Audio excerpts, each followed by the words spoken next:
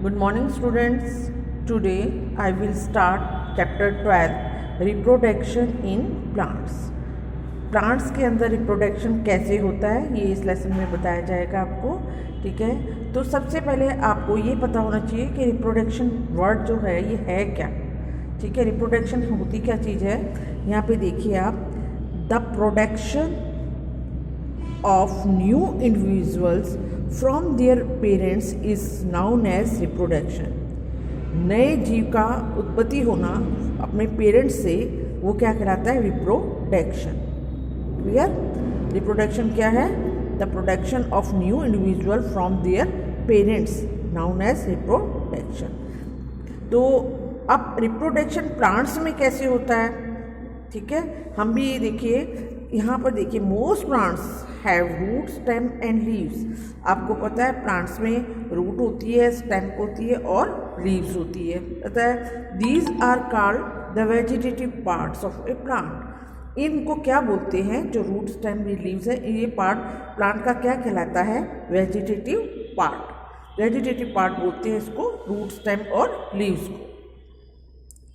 अच्छा, after a certain period of growth most plants bears flowers.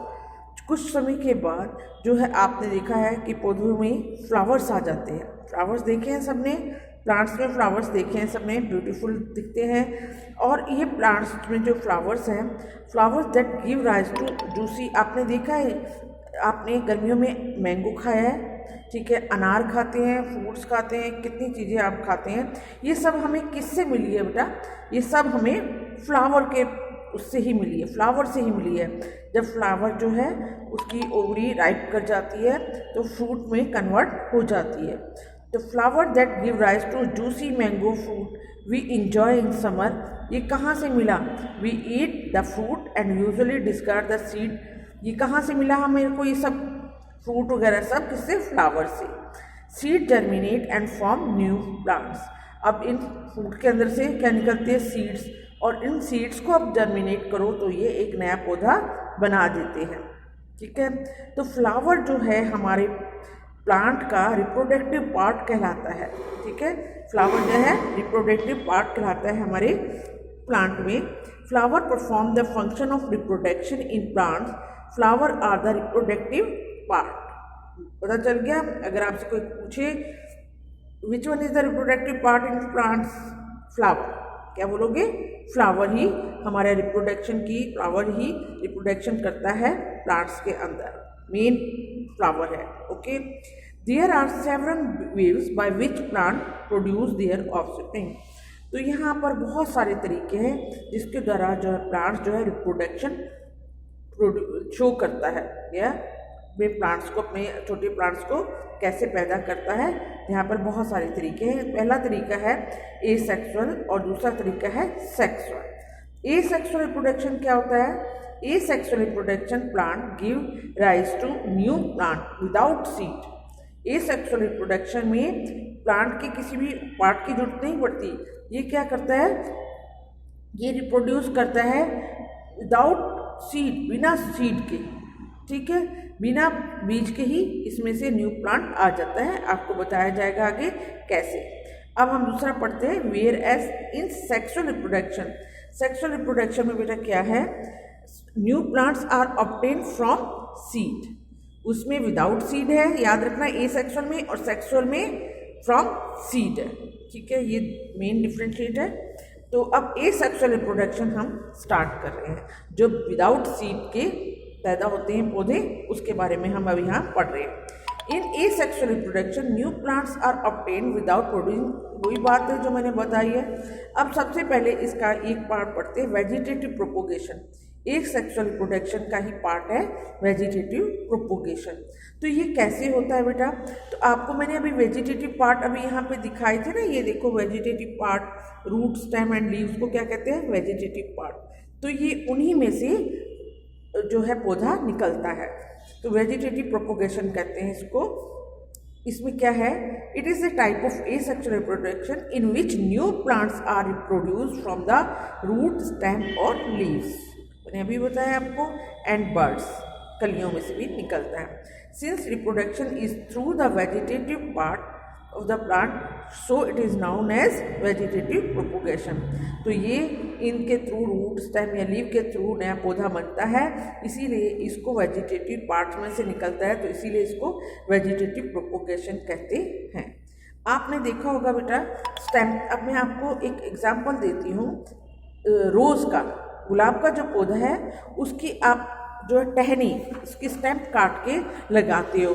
देखिए आप page number ये दूसरा पलटिए, ये देखो रोज़ का प्लांट है, ये किसका प्लांट है, रोज़ लिखा हुआ है यहाँ रोज़, ठीक है। रोज़ के प्लांट की जो ये हमने एक स्टेम ले लिया है, कट कर लिया है इसको यहाँ से, और इस स्टेम को देखिए इसमें नोड्स भी हैं, ठीक है, ये नोड्स हैं, ठीक है, ये नोड्स हैं, इसके बीच के पार्ट को, नोड्स के बीच के पार्ट को क्या बोलते हैं, इंटरनोड्स।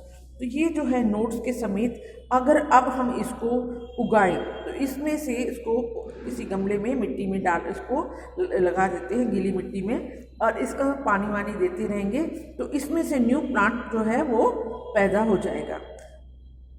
तो इसमें से देखिए दीज बर्ड्स आर, अच्छा यहाँ से देखिए, apart from the flower buds, there are the buds in the axil point attach to the leaf at the same. यहाँ पे देखिए, यहाँ पे नोड्स हैं, ठीक है। अब ये जो है इसको उगाने के बाद क्या होगा, इसमें से एक नया पौधा अपने आप बन जाएगा। तो ये क्या होगा, वेजिटेटिव प्रोपोगेशन। क्यों, क्योंकि ये स्टेम के थ्रू हुआ है, ठीक है ना। तो आपने बोला है कि कौन कौन से पार्ट, रूट, स्टेम और लीव्स, इनमें से अगर पौधा निकलता है तो क्या है, वेजिटेटिव प्रोपोगेशन। तो ये स्टेम भी लिया था हमने इसका रोज़ का, तो इसमें से निकला है, तो ये क्या होगा, वेजिटेटिव प्रोपोगेशन के द्वारा हम रोज़ के प्लांट का स्टेम ला के नया पौधा उगा सकते हैं। आगे बात समझ। इसी तरह जो है ये आप पोटैटो ले लो, पोटैटो भी एक तरह का हमारा स्टेम्प है। पोटैटो की आपने छोटी छोटी ऐसे देखो डायग्राम में ये दिखा रखे हैं ना, ये दिख रहा है ना, जब आलू काफ़ी दिन तक पड़ा रहता है तो इसमें से ऐसी ऐसी कलियाँ सी ऐसी निकल जाती हैं, दैट इज़ कॉल्ड आइस। इसको क्या बोलते हैं बेटा, आइस। अगर ऐसे पोटैटो को आप काट के आधा ज़मीन के अंदर लगा दोगे तो इसमें से भी आपका एक प्लांट निकल आएगा, इनमें से भी प्लांट निकल आएगा। तो ये क्या हुआ, अब ये भी क्या पोटैटो एक स्टेम है, स्टेम में से भी एक प्लांट निकल आया, तो ये भी वेजिटेटिव प्रोपोगेशन किया। आलू भी रिप्रोडक्शन कैसे कर रहा है, थ्रू वेजिटेटिव प्रोपोगेशन। अगर आपसे कोई पूछे रोज़ में, पोटैटो में कैसे रिप्रोडक्शन होता है, तो आप बता दोगे ये वेजिटेटिव प्रोपोगेशन के द्वारा होता है। अब ब्रायोफाइलम है, यहाँ पे आपको ब्रायोफाइलम की मैं पत्ती दिखा रही हूँ, देखिए डायग्राम, ये देखिए, leaf of Bryophyllum with birds in the margin. Margin means इस किनारे पर, ये देखिए किनारे पे आपको ये दिख रहे हैं, ये बर्ड्स, इनसे नया पौधा उग रहा है। इन बर्ड्स से, इसके मार्जिन में बर्ड्स होते हैं और उन बर्ड्स से क्या निकल रहा है, एक नया प्लांट, न्यू प्लांट निकल रहा है। ये ब्रायोफाइलम की लीफ है, ओके। तो ये भी वेजिटेटिव प्रोपोगेशन आपको दिखाती है। समझ आ गया होगा इतना।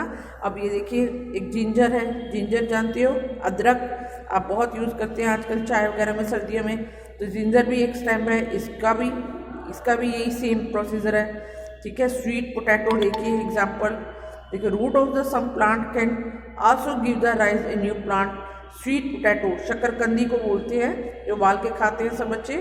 स्वीट पोटैटो में, डहेलिया में, ये सब वेजिटेटिव प्रोपोगेशन होता है थ्रू रूट्स, ठीक है। ये देखो जिंजर, इसको आप उगा दो ये वाले टुकड़े को, एक नया प्लांट और उग जाएगा। तो ये सब शो क्या कर रहे हैं, वेजिटेटिव प्रोपोगेशन, ठीक है। अब जो है आगे वेजिटेटिव प्रोपोगेशन के बाद दूसरा पार्ट आता है ये बडिंग। आपको अभी तक मैंने कंप्लीट करवाया आपको सिर्फ वेजिटेटिव प्रोपोगेशन, और नेक्स्ट उसमें आपको मैं करवाऊंगी बडिंग। तो आपने होमवर्क में आपने क्या करना है बेटा, एक ये ब्रायोफाइलम के डायग्राम की लीफ का डायग्राम बनाना है अच्छी तरह से, ठीक है। ये सुंदर सा डायग्राम बनाना और उसको लिखना, ये जो नीचे इसके लिखा हुआ है बिल्कुल सेम यही लिखना, ठीक है। आज के लिए इतना बहुत है। Have a nice day, thank you.